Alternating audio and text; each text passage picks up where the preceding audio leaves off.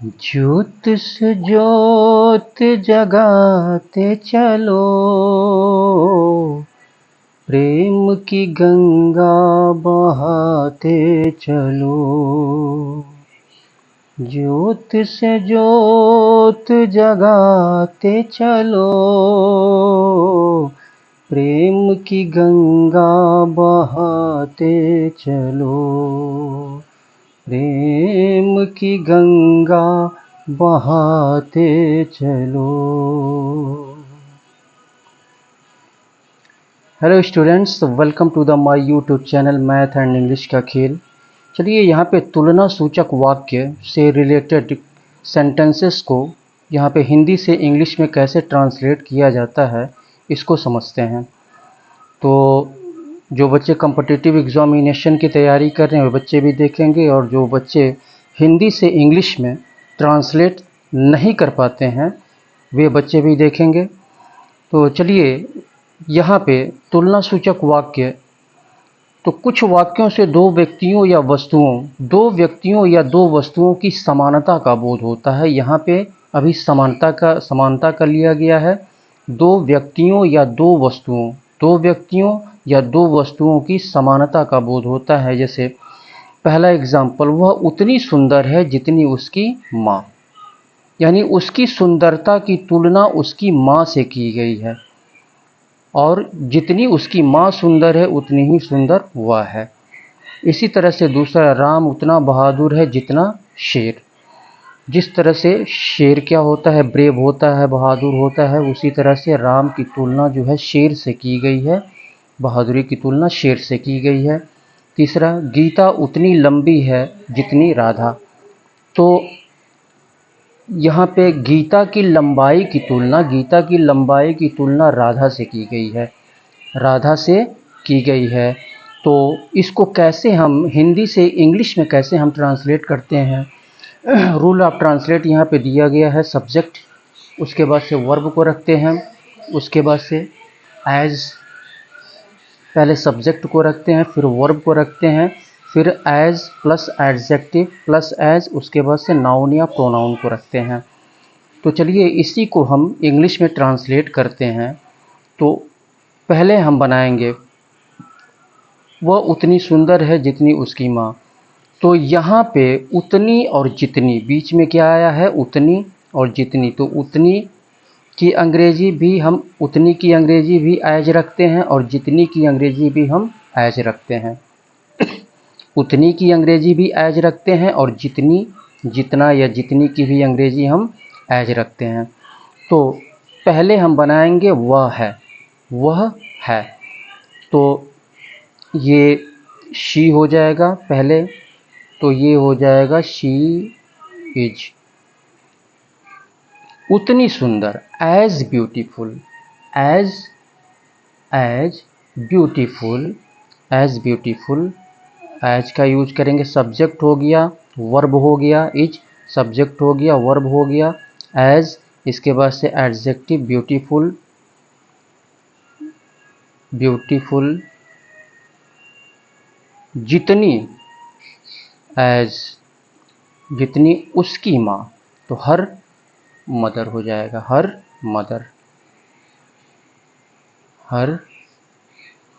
Mother. इसी तरह दूसरे को हम बनाते हैं, राम उतना बहादुर है जितना शेर। तो पहले बनाएंगे राम है, सब्जेक्ट और वर्ब को लेकर के। तो राम है, राम इज उतना बहादुर, एज ब्रेव,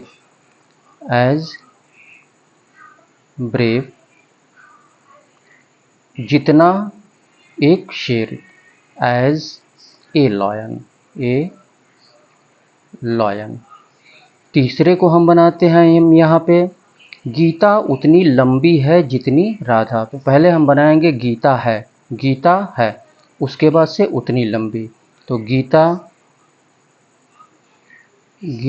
इज उतनी लंबी, उतनी की अंग्रेजी एज रखेंगे यहाँ पे, टाल, एज राधा।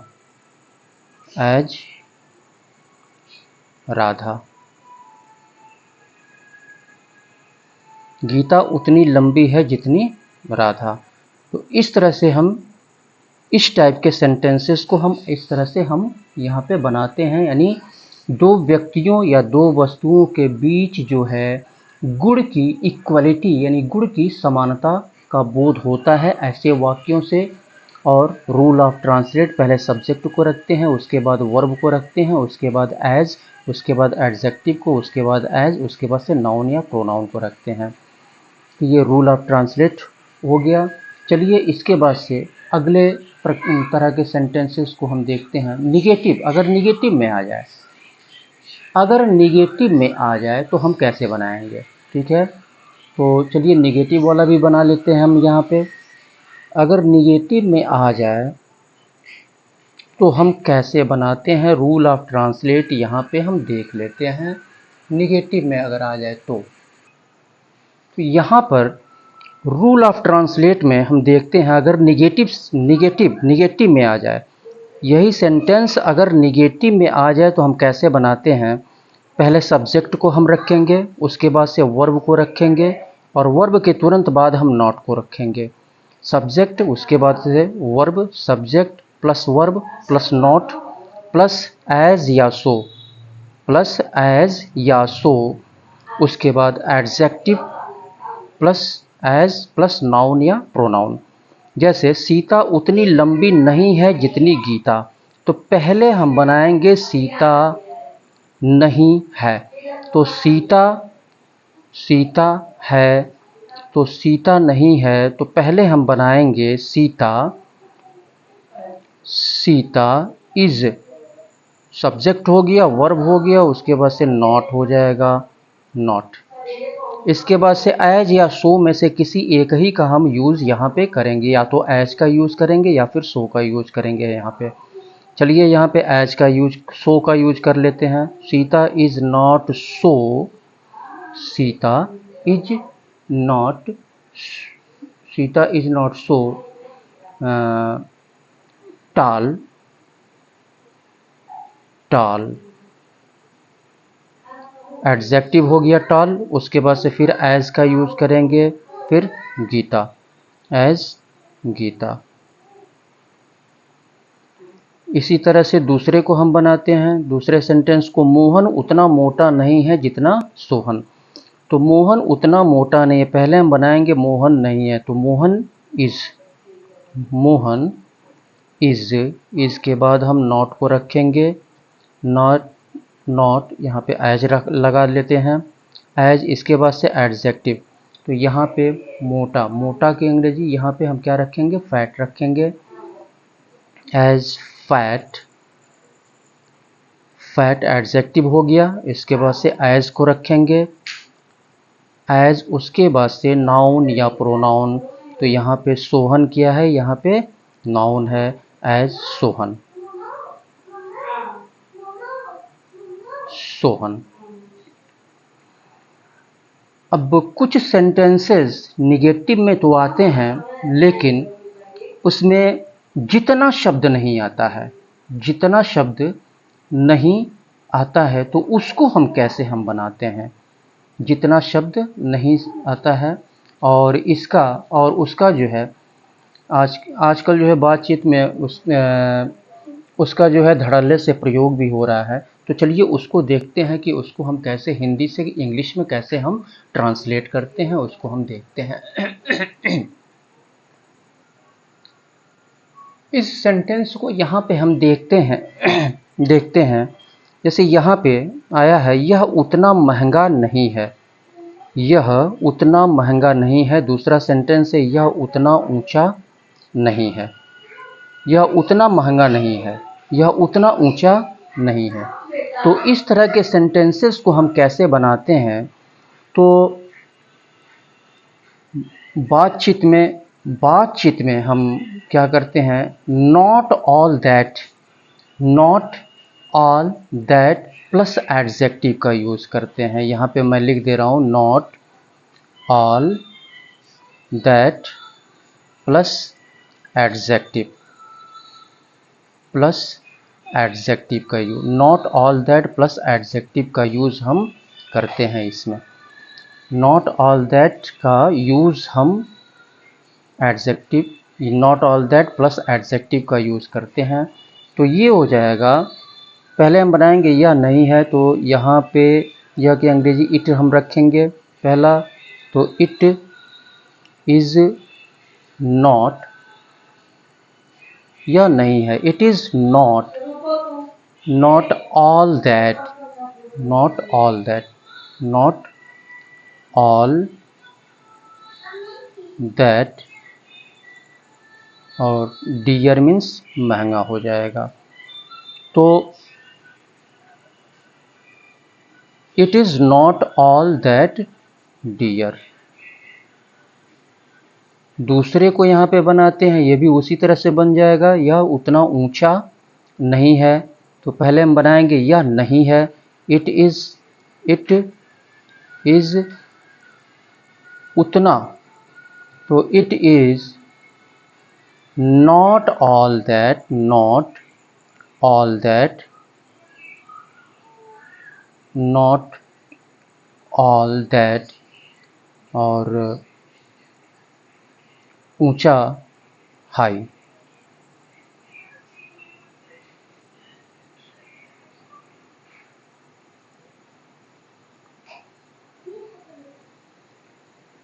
तो यह उतना महंगा नहीं है, it is not all that dear, यह उतना ऊंचा नहीं है, it is not all that high. तो not all that plus adjective का हम यूज़ यहाँ पे करते हैं। तो इस तरह के सेंटेंसेस को, इस तरह के सेंटेंसेस को, और ज़्यादातर जो है बोलचाल की भाषा में इसका यूज़ जो है किया जाता है। रिटन भी होता है, लेकिन ज़्यादातर बोलचाल की भाषा में इसका यूज़ किया जा रहा है। इसके बाद से चलिए नेक्स्ट टाइप के सेंटेंसेस को हम यहाँ पर, और एक चीज़ और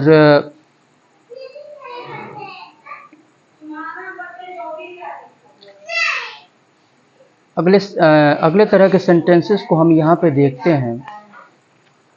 साथ में मैं आप लोगों को कुछ होमवर्क भी देते चलूँगा जिसे आप करेंगे। पहले सेंटेंसेस को हम यहाँ पे देख लेते हैं। तो चलिए दूसरे टाइप के सेंटेंसेस को, तो इस तरह के सेंटेंसेस को यहाँ पे देखते हैं। तो कुछ वाक्यों से संख्या की समानता का बोध होता है। जैसे यहाँ पे एग्जाम्पल दिया गया है, सोहन के पास उतनी कलमें हैं जितनी मोहन के पास। इसी तरह से दूसरा यहाँ पे है, सीता के उतने पुत्र हैं जितने राधा के। तो यहाँ पे संख्या की समानता, संख्या की समानता का बोध यहाँ पे होता है। तो ऐसे सेंटेंसेस को हम कैसे बनाते हैं, रूल ऑफ ट्रांसलेट यहाँ पे दिया गया है। सब्जेक्ट रखते हैं, उसके बाद से वर्ब रखते हैं, उसके बाद से एज मेनी का यूज, संख्या के लिए हम जो है एज मेनी का यूज़ करते हैं, एज मेनी। तो एज मेनी, उसके बाद से हम प्लूरल नाउन को रखते हैं, प्लूरल नाउन प्लस उसके बाद से एज प्लस नाउन या प्रोनाउन। नाउन आता है तो नाउन को रखेंगे, प्रोनाउन आता है तो प्रोनाउन को रखेंगे। तो चलिए इसको हम बनाते हैं, सोहन के पास उतनी कलमें हैं। पहले हम बनाएंगे सोहन के पास हैं, तो पहले सब्जेक्ट हो जाएगा आपका सोहन,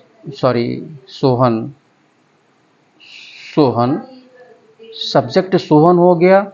तो सोहन के पास, अब यहाँ पे पास या रखना के लिए, किसी के पास कोई वस्तु होती है, ठीक है, तो वहाँ पे पास की अंग्रेजी या रखना की अंग्रेजी हम हैव या हैज़ का यूज़ करते हैं। तो सिंगुलर नाउन के साथ हम जो है हैज़ का यूज़ करते हैं। सोहन के पास, पहले हम बनाएंगे सोहन के पास है, सोहन के पास है, तो सोहन के साथ यानी सिंगुलर नाउन है तो यहाँ पे हैज़ का यूज़ करेंगे। हैज़ ये वर्ब हो गया। एज मेनी, यहाँ पे कलमों को गिना जा सकता है, काउंट किया जा सकता है, कलमों को काउंट किया जा सकता है। यहाँ पे पुत्र को काउंट किया जा सकता है। तो जिसको काउंट किया जा सके तो वह जो है तो वह संख्या में गिना जाता है। तो एज मेनी का यूज करेंगे, as many, has, Sohan has as many, as many Sohan के पास सोहन के पास हैं, क्या हैं, as many उतनी कलमें, पेन्स हो जाएगा यहाँ पे, पेन्स, फिर as जितनी मोहन के पास, जितनी मोहन के पास। तो यहाँ पे मोहन के साथ जो है पास की अंग्रेजी नहीं रखेंगे, केवल हम यहाँ पे ये नाउन को रखेंगे मोहन, एज मोहन, एज मोहन। तो Sohan has as many pens as Mohan. इसके बाद से दूसरे को हम यहाँ पे बनाते हैं, ये पहला हो गया, और दूसरे को हम बनाते हैं, सीता के उतने पुत्र हैं जितने राधा के। तो सीता के उतने पुत्र हैं, यानी सीता के पास उतने पुत्र हैं, या सीता, तो यहाँ पे सीता सिंगुलर है, सीता सिंगुलर नाउन है, तो इसके साथ भी हैज़ का यूज हो जाएगा। और as many, as many, as many sons, as many sons plural noun, as Radha, Radha. इसके बाद से हम दूसरे टाइप के सेंटेंसेस को यहाँ पे देखते हैं। इन सेंटेंसेस को यहाँ पे हम देखते हैं, यहाँ पे ऊपर तो इन वाक्यों से संख्या की समानता का बोध होता है, और ये जो वाक्य है, जैसे यहाँ पे मोहन के पास उतना सोना है जितना सोहन के पास, सीता के पास उतनी चीनी है जितनी राधा के पास। तो यहाँ पे अनकाउंटेबल नाउन आता है, अनकाउंटेबल नाउन यानी सोना को क्या किया जाता है, वेट किया जाता है, सोना को वेट किया जाता है, चीनी का वेट किया जाता है। तो इससे क्वांटिटी का बोध होता है, इससे क्वांटिटी यानी मात्रा की तुलना की जाती है। ऐसे वाक्यों से जो है मात्रा की तुलना की जाती है और मात्रा की समानता का भाव व्यक्त होता है। मात्रा की यानी क्वांटिटी की इक्वलिटी यानी समानता का भाव व्यक्त होता है। तो ऐसे सेंटेंसेस को हम इस तरह से बनाते हैं, हम क्या करते हैं, जिसका वेट करना हो, ठीक है, यानी जिसको गिना नहीं जा सकता, जिसको काउंट नहीं किया जा सकता, जो अनकाउंटेबल नाउन में आता है, तो उसके लिए हम एज मच का यूज करते हैं, एज मच का यूज करते हैं। ऊपर वाले में एज मेनी का यूज़ किया गया है, एज मेनी क्योंकि पेन को गिना जा सकता है, पुत्र को गिना जा सकता है, काउंट किया जा सकता है, लेकिन सोना और चीनी, दूध, तेल, इनको काउंट नहीं किया जा सकता है, इसलिए इनके साथ जो है एज मच का यूज किया जाता है। तो पहले सब्जेक्ट को रखते हैं, उसके बाद से वर्ब को रखते हैं, उसके बाद से एज मच, उसके बाद से अनकाउंटेबल नाउन, उसके बाद एज, उसके बाद से नाउन या प्रोनाउन को रखते हैं। तो पहला, मोहन के पास उतना सोना है जितना सोहन के पास। तो यहाँ पे पहले हम बनाएंगे मोहन के पास है, मोहन के पास है।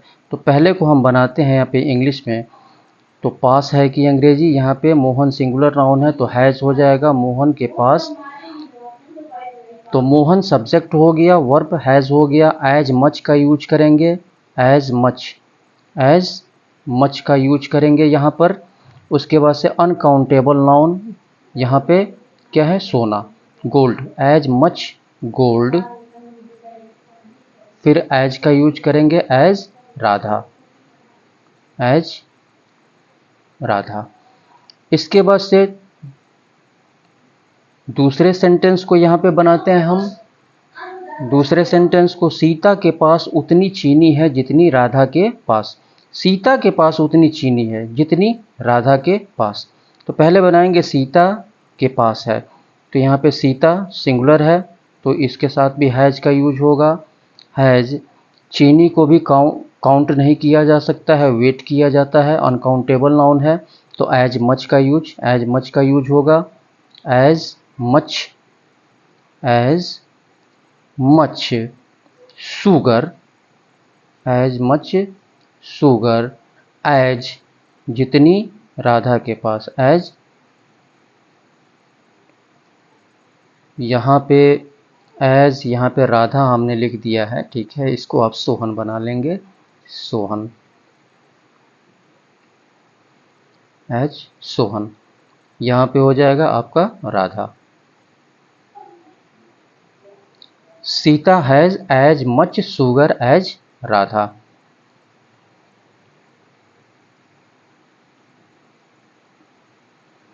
इसी तरह से चलिए एक और एग्जाम्पल यहाँ पे हम ले लेते हैं, तीसरा एग्जाम्पल ले लेते हैं। जैसे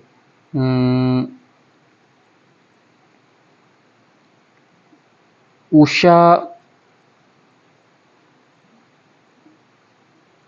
के पास उतने गहने हैं, उतने गहने हैं जितना, जितने, जितने रीमा के पास। उषा के पास उतने गहने हैं जितने रीमा के पास। तो यहाँ पे बनाएंगे उषा के पास है, तो उषा, उषा सिंगुलर है तो हैज हो जाएगा, ornament has as much ornaments, as much ornaments, ornaments as Reema, as Reema. चलिए इसके बाद से हम अगले सेंटेंसेस को हम देखते हैं।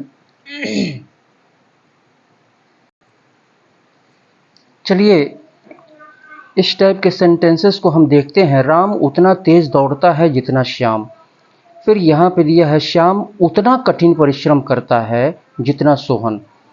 तो रूल ऑफ ट्रांसलेट क्या है? रूल ऑफ ट्रांसलेट, राम उतना तेज दौड़ता है जितना श्याम, श्याम उतना कठिन परिश्रम करता है जितना सोहन। तो ऐसे वाक्यों से दो व्यक्तियों के कार्यों के बीच समानता का बोध होता है। दो व्यक्तियों के कार्यों के बीच समानता का बोध होता है।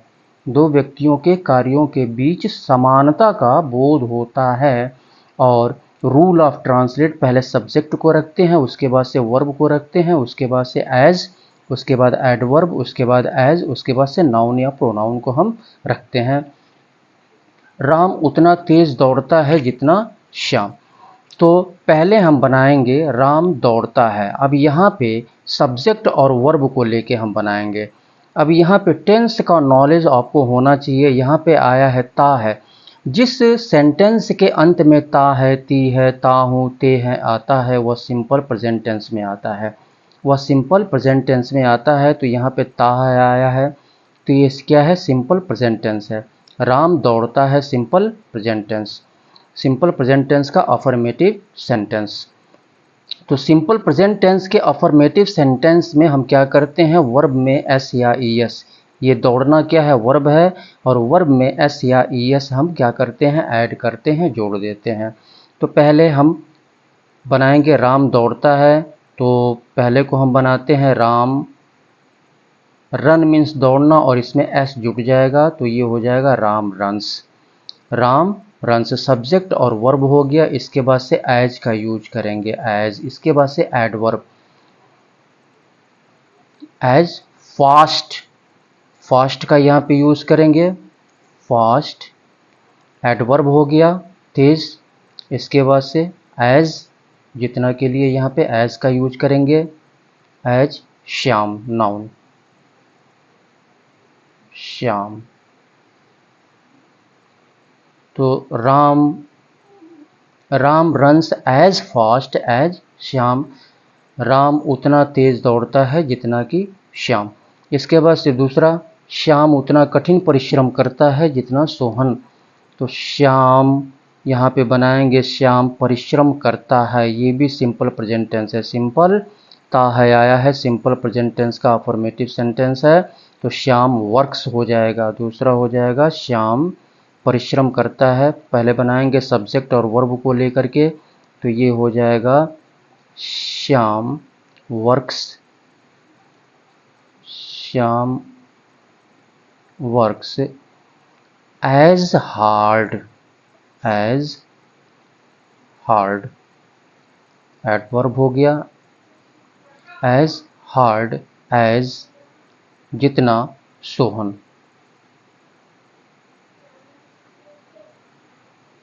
Shyam works hard as Sohan. और यही सेंटेंस अगर निगेटिव में आ जाता है, यही सेंटेंस अगर निगेटिव में आ जाता है तो हम कैसे बनाएंगे? अगर निगेटिव में आ जाता है तो हम कैसे बनाएंगे? तो निगेटिव में अगर आ जाए, जैसे इसी को ले लेते हैं, राम उतना तेज, पहले को ले लेते हैं यहाँ पे, राम उतना तेज नहीं दौड़ता है जितना श्याम, जितना श्याम। तो यहाँ तो ऐसे सेंटेंसेस को हम कैसे बनाते हैं? यानी सबसे पहले हम क्या करते हैं, सबसे पहले सब्जेक्ट को रखते हैं। यहाँ पे रूल ऑफ ट्रांसलेट मैं लिख दे रहा हूँ। सबसे पहले सब्जेक्ट को रखेंगे, उसके बाद से वर्ब को रखेंगे,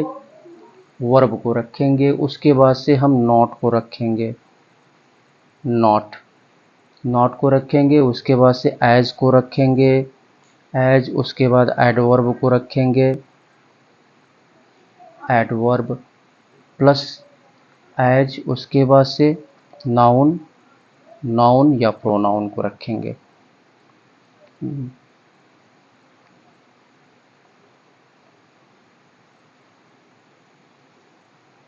नाउन या प्रोनाउन, नाउन आएगा तो नाउन को रखेंगे, प्रोनाउन आएगा तो प्रोनाउन को रखेंगे। तो राम उतना तेज निगेटिव में, तो पहले हम बनाएंगे राम नहीं दौड़ता है। अब ये निगेटिव सेंटेंस हो गया, सिंपल प्रेजेंट टेंस, ता है सिंपल प्रेजेंट टेंस हो गया, और सिंपल प्रेजेंट टेंस का ये निगेटिव सेंटेंस हो गया। यहाँ नहीं आया है तो निगेटिव सेंटेंस हो गया। और सिंपल प्रेजेंट टेंस के निगेटिव सेंटेंस में हम क्या करते हैं, ही, शी, इट और सिंगुलर नाउन के साथ हम डज नॉट का यूज़ करते हैं, डज नॉट। तो राम डज नॉट यहाँ पे हो जाएगा। इसको इंग्लिश में हम ट्रांसलेट करेंगे तो ये हो जाएगा, Ram does not, does not, उसके बाद से एज का यूज़ करेंगे। राम नहीं दौड़ता है, राम डज नॉट, ये आपका वर्ब हो गया, नॉट, डज नॉट, और यहाँ पर आपका ये हेल्पिंग वर्ब हो जाएगा, इसके बाद से वर्ब हो जाएगा।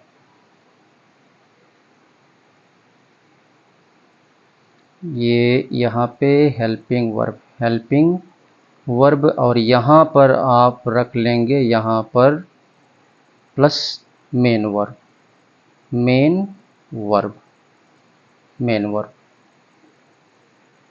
ये सॉरी, यहाँ पे ये नॉट के बाद मेन वर्ब आएगा, मेन वर्ब।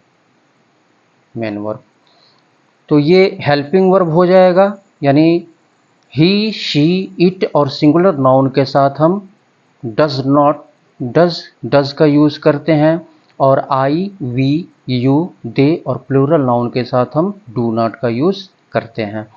तो राम डज नॉट, राम पहले बनाएंगे, राम नहीं दौड़ता है, Ram does not run as fast, उतना तेज, as fast as Shyam,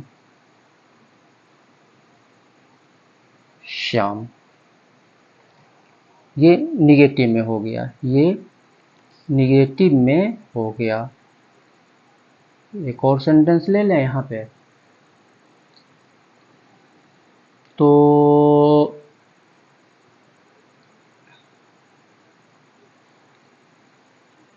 negative sentence में चलिए इसके बाद से हम दूसरे टाइप के सेंटेंस को हम लेते हैं और उसको देखते हैं कि हिंदी से इंग्लिश में हम कैसे उसको ट्रांसलेट करते हैं। उस सेंटेंस को हम यहाँ पे देखते हैं। यहाँ पर इन सेंटेंसेस को हम देखते हैं। यहाँ पे दिया हुआ है, राधा अपनी माँ के समान सुंदर है, वह अपने पिता के समान देशभक्त है, वह उसके जैसा लंबा है। तो रूल ऑफ ट्रांसलेट क्या कहता है, पहले सब्जेक्ट को रखेंगे, उसके बाद वर्ब को रखेंगे, उसके बाद से एडजेक्टिव आता है तो एडजेक्टिव को, नाउन आता है तो नाउन को रखेंगे, उसके बाद लाइक या जस्ट लाइक, या तो लाइक हम रखेंगे या तो जस्ट लाइक, दोनों में से कोई एक ही रखेंगे। लाइक रखेंगे या जस्ट लाइक का यूज़ करेंगे, प्लस नाउन या प्रोनाउन को हम रखेंगे जो ऑब्जेक्ट में होता है। तो अब यहाँ पे तो ऐसे वाक्यों से क्या बोध होता है, ऐसे वाक्यों के समान या के जैसा, जैसे यहाँ पे के समान आया है, के जैसा आया है, तो ऐसे वाक्यों से यह बोध होता है कि दो व्यक्तियों या वस्तुओं के बीच गुण की समानता है। दो व्यक्तियों या दो वस्तुओं के बीच जो है गुण की समानता है।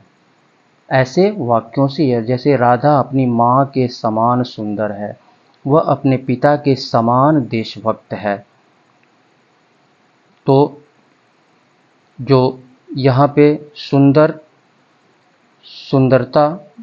सुंदरता की तुलना किससे की गई है, उसकी माँ से की गई है। देशभक्ति की तुलना उसके पिता से की गई है। और वह उसके जैसा लंबा है, तो लंबाई की तुलना उसके साथ की गई है। तो हम क्या करेंगे, सबसे पहले हम बनाएंगे राधा। सबसे पहले हम बनाएंगे राधा है क्या है, ब्यूटीफुल है, सुंदर है।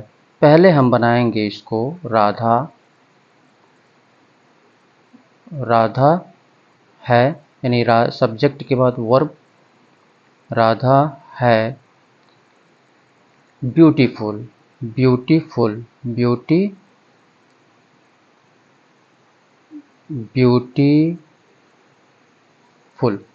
Radha is beautiful. इसके बाद से ये एडजेक्टिव हो गया, ब्यूटीफुल एडजेक्टिव हो गया। अब लाइक या जस्ट लाइक में से किसी एक का ही यूज करेंगे। चलिए पहले लाइक का यूज कर लेते हैं यहाँ पे।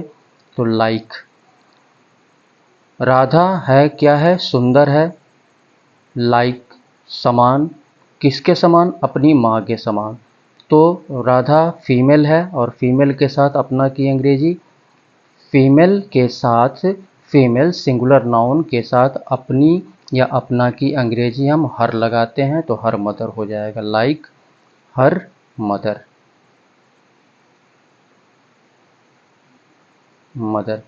दूसरे को बनाते हैं, दूसरे सेंटेंस को। यहाँ पे वह अपने पिता के समान देशभक्त है। पहले बनाएंगे वह है, तो ही इज। वह है क्या है, देशभक्त। तो देशभक्त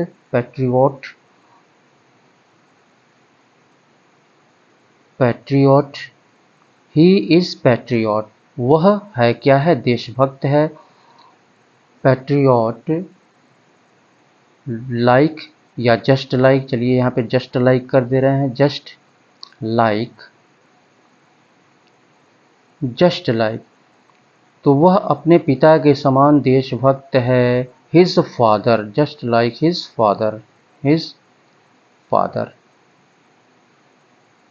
दोनों में से, लाइक या जस्ट लाइक में से किसी एक ही का यूज हम करेंगे। चलिए इसके बाद से तीसरे को, थर्ड को बना लेते हैं यहीं पर। वह उसके जैसा लंबा है। वह पहले हम बनाएंगे वह है ही इज। वह है क्या, टाल। वह लंबा है तो he is tall, he is tall, he is tall, like या जस्ट लाइक, लाइक उसके जैसा लंबा है, वह उसके जैसा लंबा है। तो जस्ट लाइक या लाइक दोनों में से किसी एक ही का यूज करेंगे। Like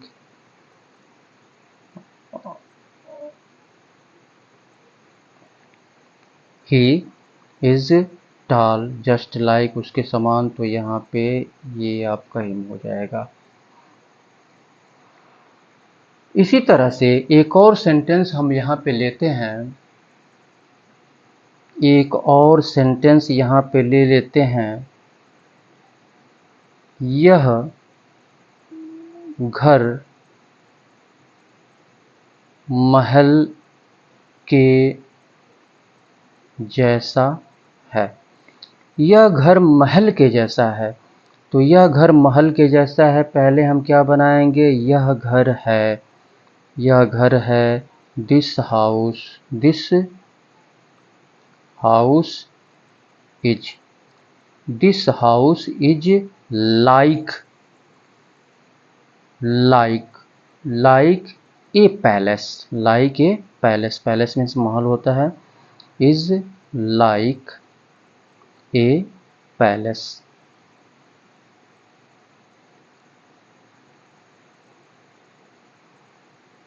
palace. अब यहाँ पे तो रूल ऑफ ट्रांसलेट, पहले सब्जेक्ट को रखेंगे, उसके बाद वर्ब को रखेंगे, उसके बाद से एडजेक्टिव या नाउन को रखेंगे, उसके बाद लाइक या जस्ट लाइक दोनों में से किसी एक को रखेंगे, उसके बाद से ऑब्जेक्ट यानी नाउन या प्रोनाउन को हम रखेंगे। तो कुछ वाक्यों में संज्ञा प्लस, ये हिंदी के वाक्यों में, हिंदी के वाक्यों में पहले संज्ञा आता है, उसके बाद से हिंदी में के समान आता है, पहले संज्ञा आता है उसके बाद से के समान आता है। तो इस तरह के वाक्यों को हम हिंदी से इंग्लिश में कैसे ट्रांसलेट करते हैं, इसको हम देख लेते हैं, इसको समझ लेते हैं।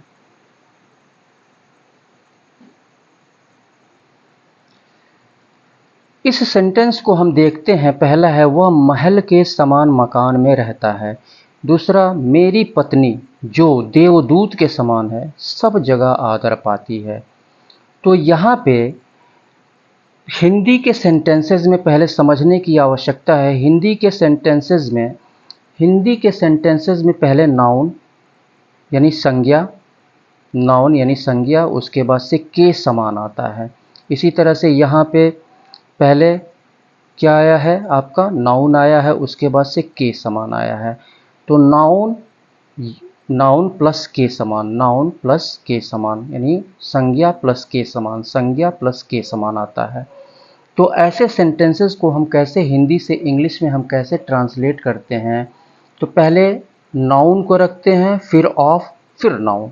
यहाँ पे मैं लिख दे रहा हूँ, पहले नाउन को रखते हैं, प्लस ऑफ को रखते हैं, फिर नाउन को हम रखते हैं।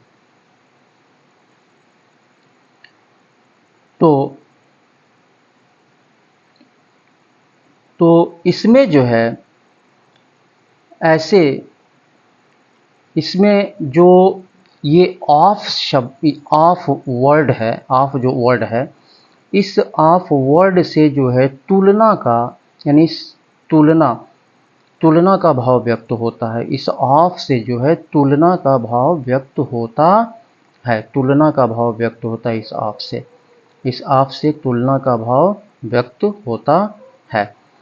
तो अब यहाँ पे इसको हम बनाएंगे, इसको हम बनाएंगे वह महल के समान, वह महल के समान मकान में रहता है। पहले हम बनाएंगे वह रहता है, वह रहता है, तो कौन सा टेंस हो गया, ये सिंपल प्रेजेंट टेंस हो गया।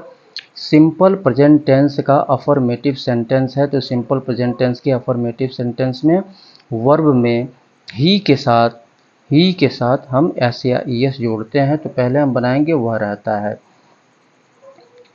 इसको हम बना लेते हैं तो ही लिव्स हो जाएगा, ही लिव्स। वह रहता है।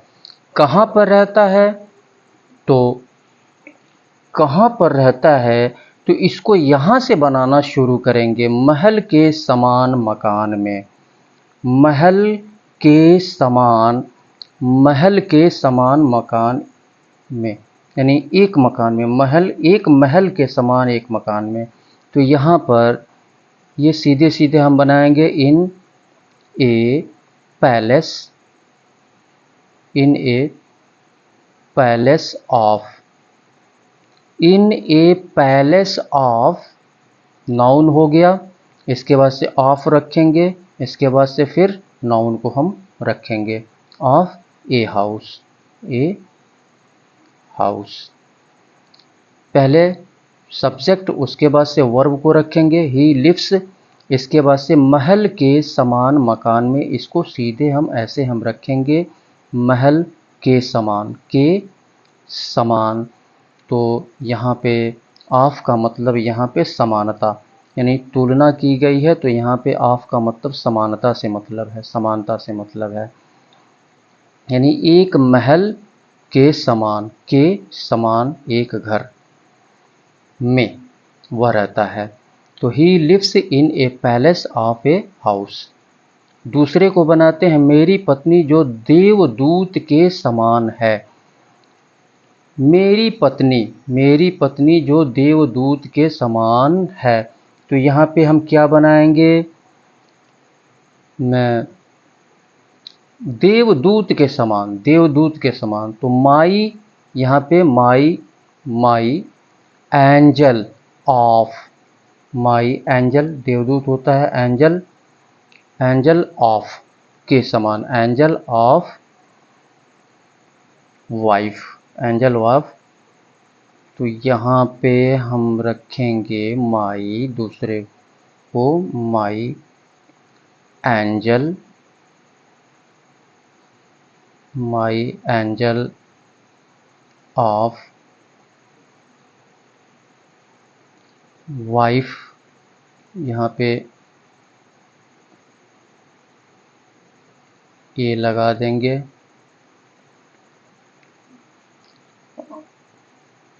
माई एंजल ऑफ ए वाइफ।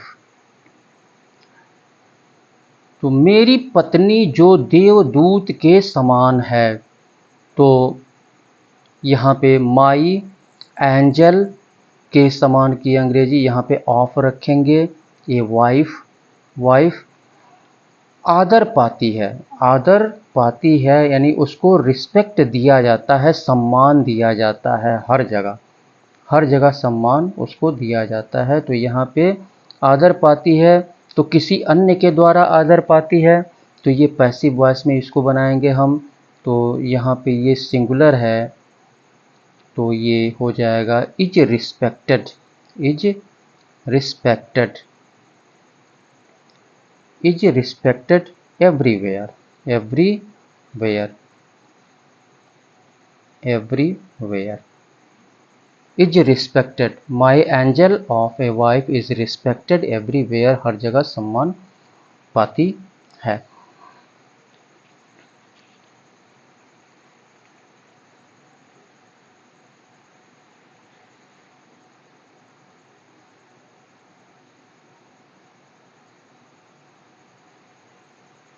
तो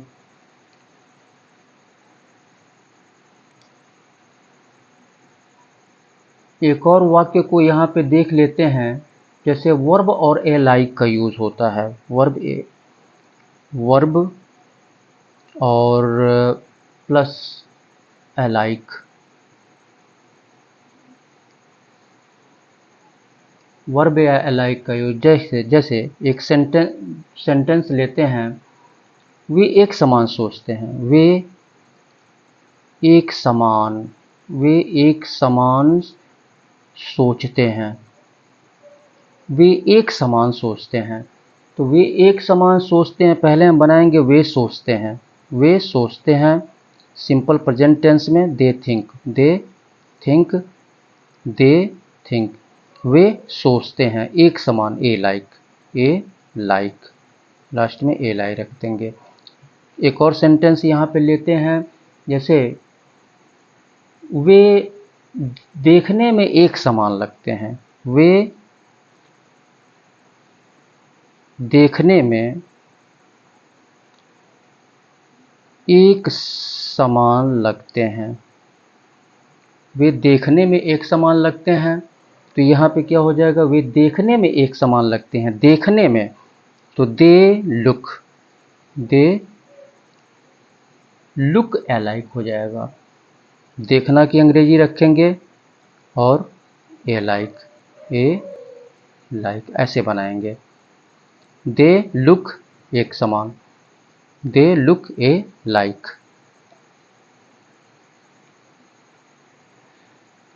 तो इस तरह से सेंटेंसेस को हम बनाते हैं। इसके बाद से तुलना सूचक वाक्य अभी बहुत सारे हैं, तो आप वीडियो को देखते रहें, निरंतर देखते रहें। अभी तुलना सूचक वाक्य अभी समाप्त नहीं हुआ है, फिर नेक्स्ट वीडियो में आपसे मुलाकात होगी। तो अगर आप हमारे चैनल पर नए हैं तो आप इसे सब्सक्राइब कर लें। चैनल पे आप हमारे नए हैं तो आप इसे सब्सक्राइब कर लें, अभी सब्सक्राइब कर लें, वीडियो को देखते रहें, उसे सब्सक्राइब कर लें। और सब्सक्राइब करने के बाद बेल आइकन को अवश्य क्लिक करें, जिससे कि जितने भी वीडियोस हमारे द्वारा अपलोड किए जाएं तो उसका नोटिफिकेशन समय समय पर आपको मिलता रहे। और वीडियो को लाइक करें, अपने मित्रों में शेयर करें, ताकि आपके मित्र भी इस टाइप के सेंटेंसेस को हिंदी से इंग्लिश में ट्रांसलेट कर सकें। तो और डिस्क्रिप्शन बॉक्स में इसके पहले हमारे मैथ एंड इंग्लिश का खेल जो चैनल है, इसमें आपको मैथमेटिक्स भी मिलेगा और इंग्लिश ग्रामर भी मिलेगा। तो अगर आप कॉम्पिटिटिव एग्जामिनेशन की तैयारी कर रहे हैं या फिर कॉम्पिटिटिव एग्जामिनेशन की तैयारी नहीं भी कर रहे हैं, तो अगर आप नॉलेज चाहते हैं, मैथमेटिक्स का नॉलेज चाहते हैं, इंग्लिश ग्रामर का नॉलेज चाहते हैं, तो आप हमारे चैनल, हमारे वीडियोस को आप देख सकते हैं। ठीक है, अपने मित्रों को भी बता सकते हैं।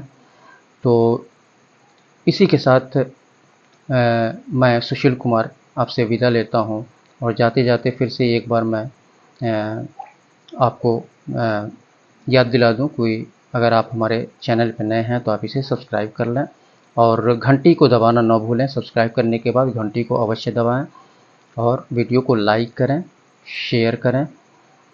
तो फिर नेक्स्ट वीडियो में आपसे मुलाकात होगी। तब तक के लिए शुभ रात्रि, बहुत बहुत धन्यवाद।